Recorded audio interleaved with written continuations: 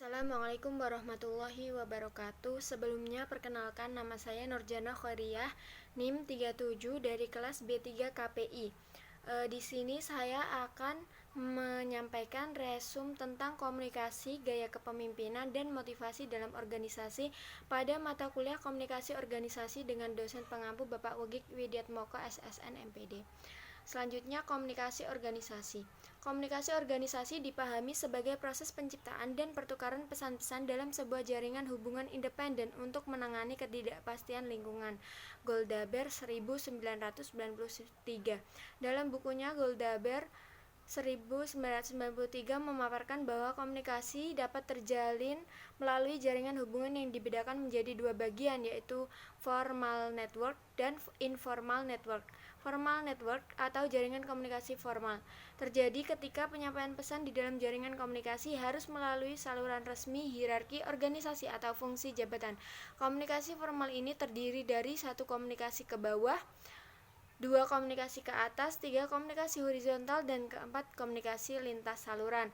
Hubungan yang terjadi di dalam jaringan komunikasi formal adalah hubungan posisional, artinya konsep hubungan yang terdiri dari perbedaan dalam status, hak, dan pengawasan. Organisasi pada jaringan informal network.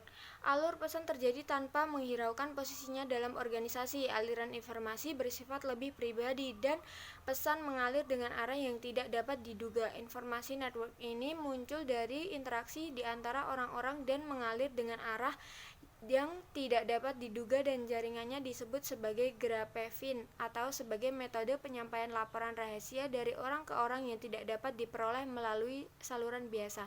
Hubungan yang terjadi dalam jaringan komunikasi informal adalah hubungan antar persona di mana individu-individu dapat dalam jaringan saling berinteraksi tanpa melihat posisi atau kewenangan, tetapi lebih kepada hubungan yang bersifat personal.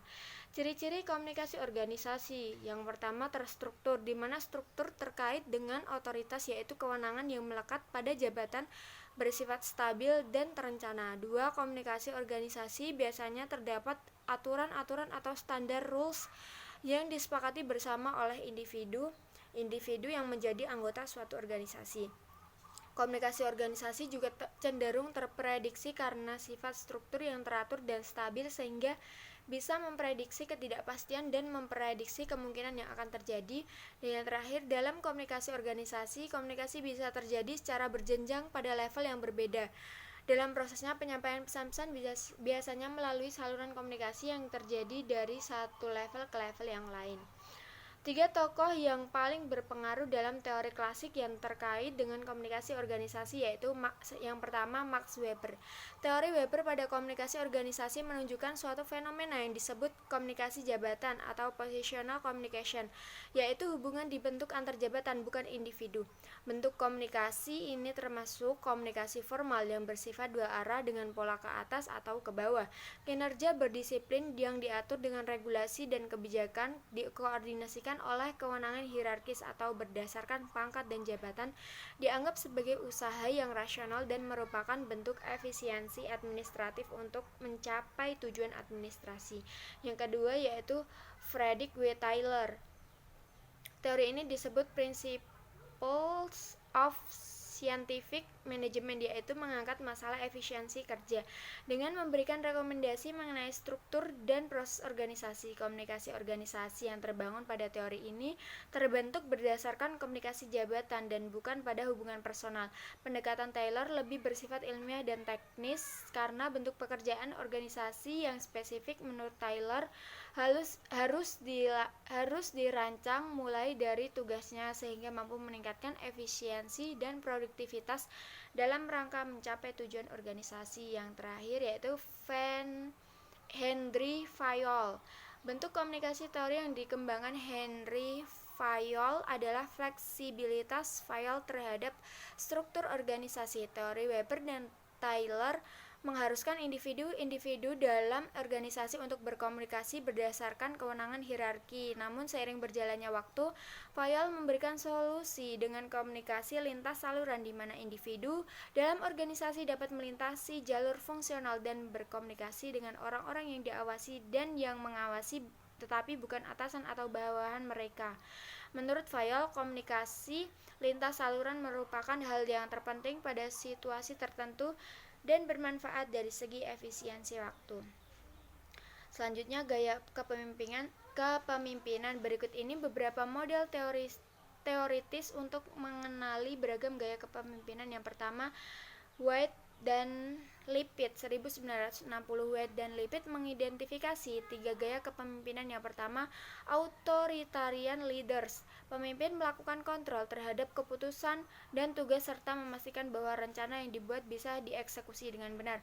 Yang kedua, democratic leader. Pemimpin lebih berorientasi membimbing dibandingkan mengontrol aktivitas kelompok. Yang ketiga, laissez-faire leaders. Pemimpin menyerahkan hampir semua keputusan kepada bawahan.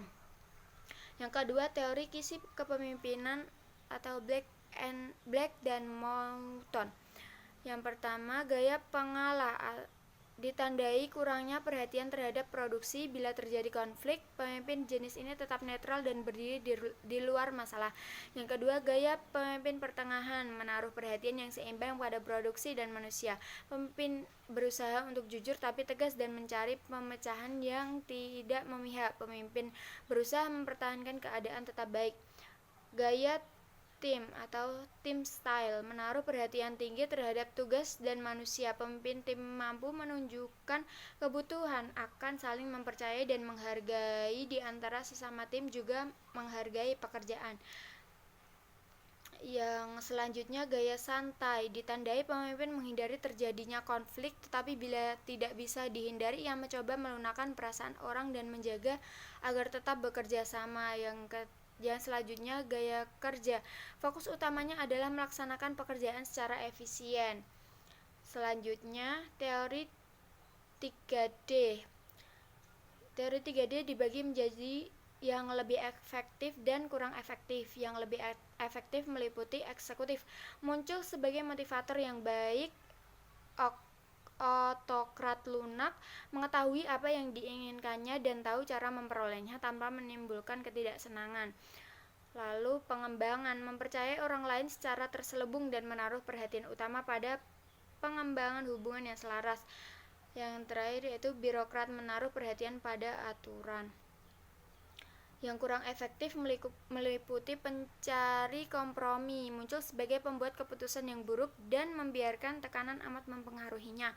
Otokrat tidak mempunyai kepercayaan kepada orang lain, hanya tertarik pada tugas-tugas langsung. Pembawa misi lebih tertarik kepada manusia sebagai pribadi. Penyendiri yaitu pasif.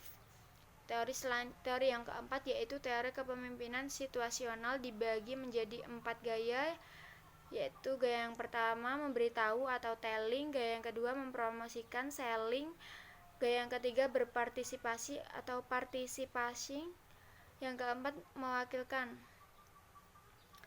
Teori yang kelima yaitu teori 4 sistem. Teori 4 sistem, yang pertama penguasa mutlak, sistem yang kedua penguasa semi mutlak, mendorong komunikasi ke atas untuk ikut berpendapat maupun mengemukakan keluhan ke bawah. Sistem 3, penasihat. Gaya ini melibatkan interaksi yang cukup sering pada tingkat pribadi sampai tingkat moderat. Sistem yang keempat, mengajak serta. Gaya ini amat sportif, informasi berjalan. Teori yang keenam, teori kontinum. Teori kontinum yaitu manajer membuat keputusan dan mengumumkannya, manajer membuat keputusan dan menawarkannya, manajer mengemukakan keputusannya dan memberi kesempatan untuk mempertanyakannya, manajer mengemukakan keputusan sementara yang masih dapat diubah, manajer menentukan beberapa batasan dan meminta bawahannya untuk membuat keputusan. Teori yang ketujuh, teori keberuntungan. Karakteristik teori ini, yang pertama, relasi pemimpin anggota terjadi bila anggota menyukai, mempercayai, dan menghargai pimpinan. Yang kedua, struktur tugas. Semakin besar pengaruh pemimpin atas tim tersebut. Yang ketiga, kekuasaan jabatan pemimpin. Pemimpin mempunyai kekuasaan yang lebih besar bila ia mampu memberi penghargaan dan mampu pula menjatuhkan hukuman.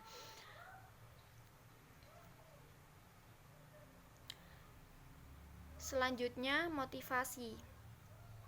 Motivasi merupakan hal yang banyak dibicarakan dalam komunikasi, manajemen, dan kepemimpinan, karena motivasi memiliki kaitan yang erat dengan hal-hal yang menyebabkan seseorang mencurahkan tenaganya baik secara mental maupun fisik untuk melakukan sesuatu. Setiap orang memiliki kemauan yang berbeda dalam melakukan pekerjaan.